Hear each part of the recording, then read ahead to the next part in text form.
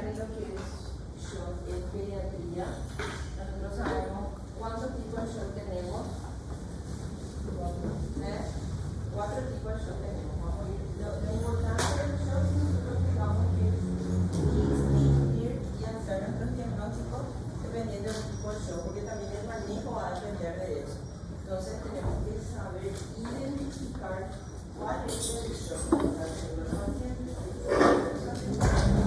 para poder hacer nuestro manejo. O sea, vamos a ver primero la definición, la fisiopatología, los tipos y la evolución. Bueno, para definir lo que es un shock, sea grande o bajo, que se refiere cuando hablamos de shock, que es un desbalance que resulta de una administración inadecuada de oxígeno, ya sea por aporte insuficiente, mala distribución y de nutrientes como la glucosa, por ejemplo, para satisfacer lo que es el requerimiento metabólico tisular.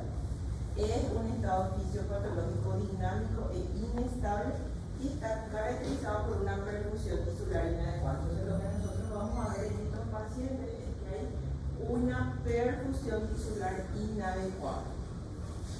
Bueno, lo que nosotros tenemos acá es un pobre aporte de oxígeno, como ya dijimos, para desarrollar los nutrientes, la glucosa principalmente. Entonces, el consumo también, por ende, es deficitario. Y ahí lo que sucede, todos los mecanismos compensatorios, ¿sí? Entonces, hay una administración inadecuada de oxígeno a los tejidos comparados con las necesidades que se necesitan. ¿Y esto qué es lo que va a hacer? Que el oxígeno llegue de forma inadecuada a los tejidos, y eso va a llevar a una hipoxia tisular, a un metabolismo anaerobio que hace que produzca el CO2 y nuestro ácido láctico, a un daño celular y una disfunción multiorgánica. ¿Y a qué nos lleva todo esto? A tener 3 tipos de shock. Vamos a tener un shock de qué tipo primero. ¿Qué tipo de shock tenemos primero? El shock primero vamos a tener un shock compensado, ¿sí? Donde hay una adecuada oxigenación, ¿sí? Falta de nutrientes, pero aún los mecanismos compensatorios están actuando, ¿sí? ¿Cuál es un mecanismo compensatorio? Aumento de la frecuencia cardíaca, la taquicardia. Luego, ¿qué tipo de shock vamos a tener? El shock descompensado. Cuando estamos frente a un shock descompensado, ¿qué ya tenemos? Vamos a tener taquicardia, vamos a tener taquipnea y vamos a tener ya también hipotensión. Y el último, ¿cuál es? El shock irreversible. El shock irreversible es ya aquel donde vamos a tener ya una falla multiorgánica. Ahí ya es un shock que ya no podemos revertir, ya tenemos una hipoxia tisular instalada y ahí ya tenemos una falla multiorgánica. Entonces a eso es lo que nosotros no tenemos que llegar. Nosotros podemos con el TEP nomás ya definir y hacer nuestro diagnóstico del shock, sí, con el TEP. Entonces es demasiado importante por eso hacer el TEP, ¿sí? Porque con eso nosotros podemos tener nuestro diagnóstico. Bueno, acá ahora de lo que dijimos, nuestros mecanismos compensatorios, la taquicardia, aumento de la resistencia vascular sistémica, aumento de la intensidad de la contractilidad cardíaca, aumento del tono del músculo liso, la frecuencia cardíaca, la resistencia, todo lo que vamos a ir teniendo. Y en los primeros momentos nuestra presión va a estar normal, después ya vamos a tener disminuido. Esto es lo que dijimos. Esto también es importante que nosotros manejemos. Shock compensado es ya un shock, solo que nuestra presión arterial está todavía normal, pero ya es un shock. Y el shock descompensado es que tenemos hipotensión. Solamente los valores de la presión arterial en los pacientes pediátricos. Ustedes ya tienen las tablas. Muy bien.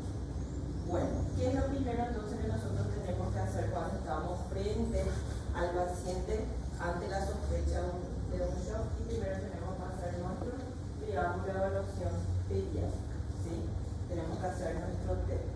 ¿Cuál es lo que se suele alterar en el triángulo de evaluación pediátrica frente a un shock? A un shock compensado, ¿qué se altera? Primero, la apariencia, ¿verdad? Y después, circulación. Entonces, primero en la apariencia alterada y la circulación decimos que estamos frente a un shock compensado.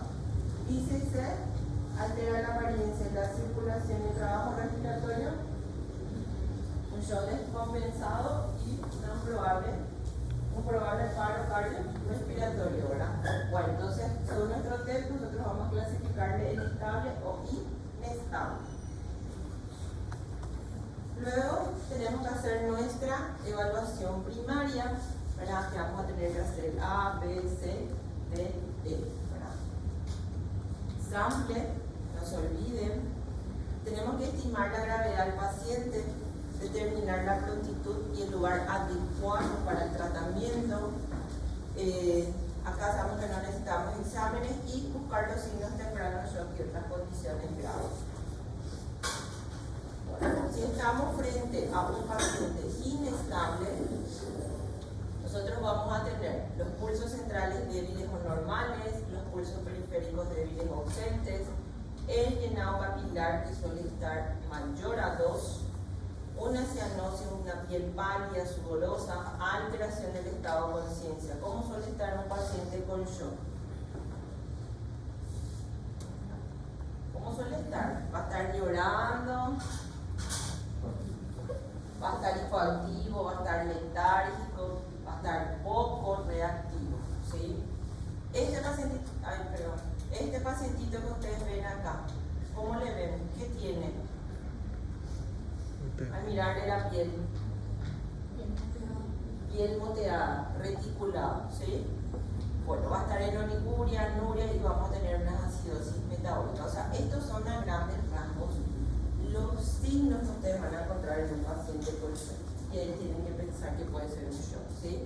Esto es lo que nos va a dar en nuestra valoración primaria. Bueno, y estos son los tipos de shock que vamos a ir teniendo. Primero vamos a tener el shock tipo volémico, que es cuando tenemos un volumen sanguíneo o una capacidad de transporte de oxígeno inadecuada, que sabemos que es por pérdidas, ¿sí? Tenemos el shock hipovolémico, el shock hemorrágico. ¿Qué más pueden ser? ¿Cuáles son otros tipos de shock que tenemos dentro de ese? Es por falta de aporte. ¿Quiénes entran ahí?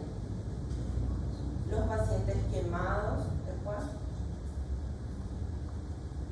Los quemados, hemorrágicos, los politraumas. Bueno, muy bien, entonces ellos están dentro del shock hipovolémico y son los más frecuentes que tenemos en pediatría. Luego tenemos una distribución inadecuada del flujo sanguíneo y del volumen. Y ahí entra el shock distributivo. ¿Quiénes están en el shock distributivo? ¿El shock? Shock séptico, después anafiláctico, después, ¿qué más? Shock séptico, shock anafiláctico, y falta uno.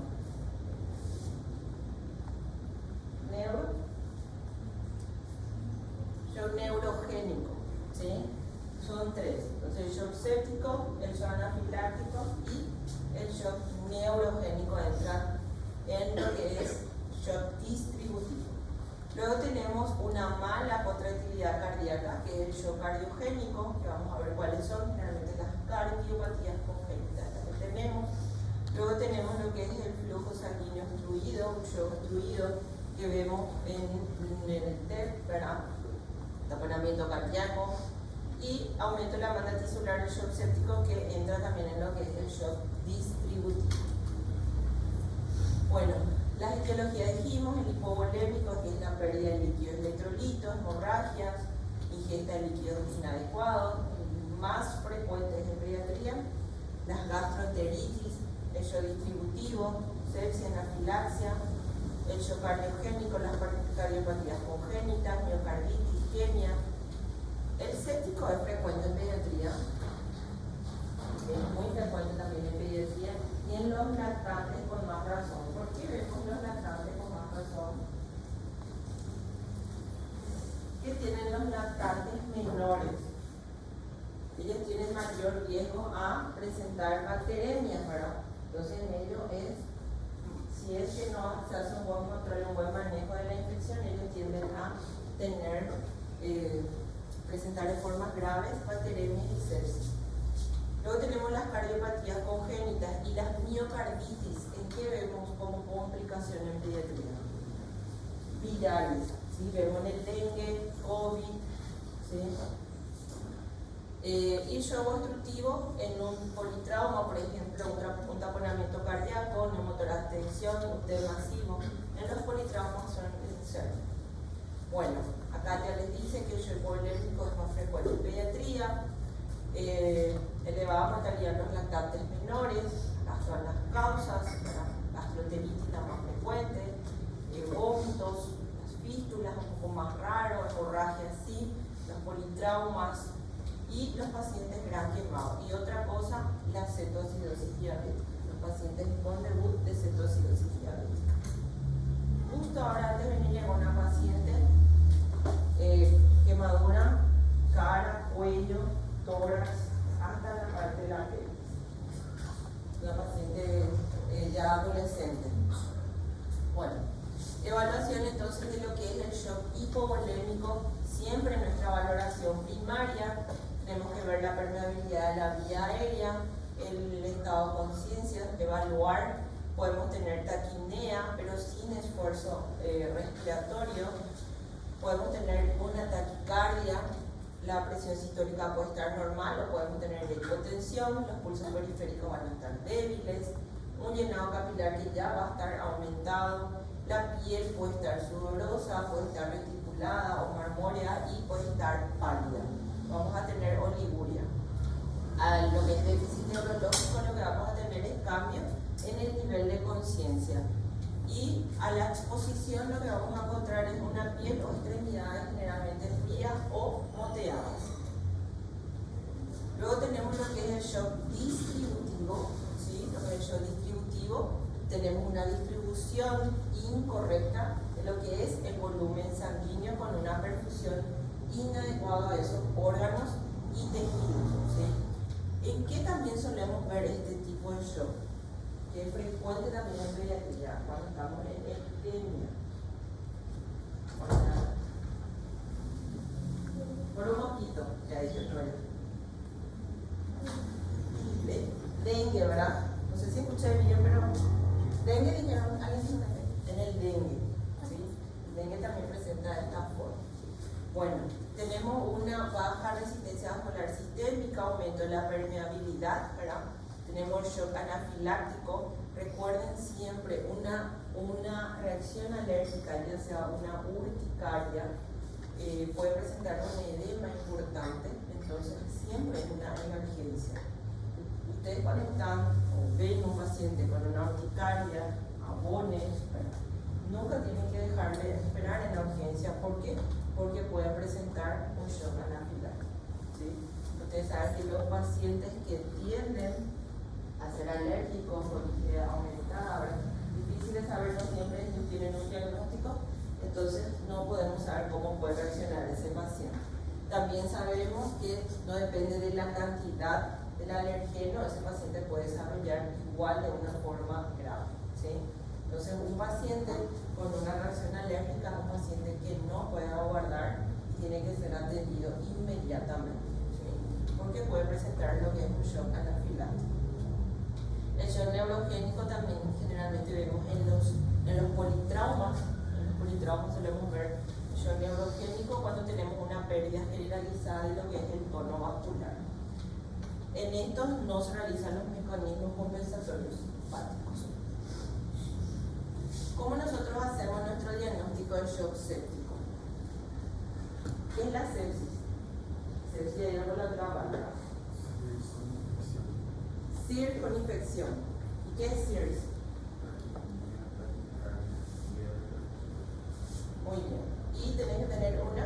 reanimación comprobada, ¿verdad? Y cuando hablamos de shock séptico,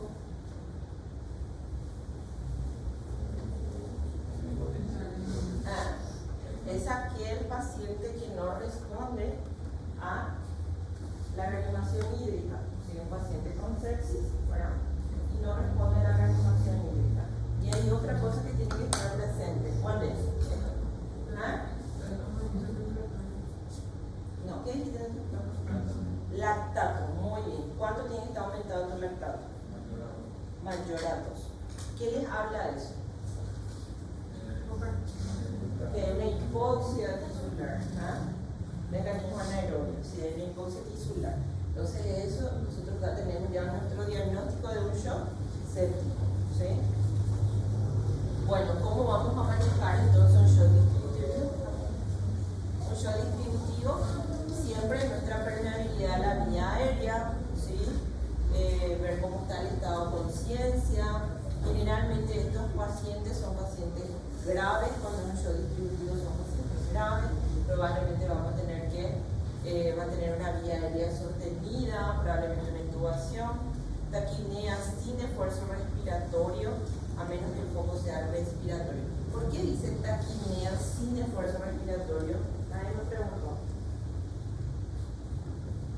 ¿Por qué yo digo taquipnea sin esfuerzo respiratorio? Ustedes ya vieron una taquipnea pero no tiene esfuerzo respiratorio. Una respiración superficial. ¿Y eso por qué sucede? ¿Por qué sucede?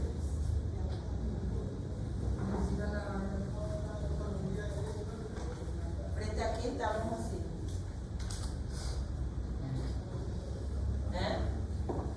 ¿Una qué? No tengan miedo de hablar, chicos, yo sé que ustedes saben. Una acidosis, ¿verdad? Frente a una acidosis metabólica, entonces nuestro paciente no necesariamente va a estar con un cuadro respiratorio, ¿sí? Pero va a tener una respiración superficial y rápida, ¿sí? Entonces ahí estamos frente a una acidosis. Entonces ustedes también en el TEP ustedes ya pueden tener su sospecha, ¿sí? En el TEP ustedes ya pueden, ¿por qué? Porque ustedes pueden interrogar y la madre niega cuadro respiratorio, y ustedes le ven hipovolemia al niño, entonces tienen que sospecharla, ¿sí? Bueno, en lo que sea la parte circulatoria, vamos a tener taquicardia, la presión sistólica puede estar normal o podemos tener una hipotensión. Y acá lo que podemos tener es un aumento de la presión diferencial. Los pulsos periféricos van a estar saltones, muy palpables, van a estar saltones. El llenado capilar podemos tener rápido o podemos tener lento. La piel puede estar caliente al inicio y luego vamos a tener una piel fría. Y oliguria. Ya lo que es el déficit neurológico, vamos a tener cambios en el nivel de conciencia. Y a nivel de la exposición podemos tener fiebre o hipotermia, piel caliente o fría, y podemos encontrar también petequias o púrpura. Y ahí tenemos que sospechar de que eso sea algo séptico, es un paciente séptico. Luego vamos a tener lo que es el shock cardiogénico. Cuando hablamos del shock cardiogénico es cuando tenemos una perfusión tisular inadecuada con una disfunción miocárdica, ¿sí? Y en pediatría las causas más frecuentes suelen ser las cardiopatías congénitas, como una comunicación interventricular, auricular,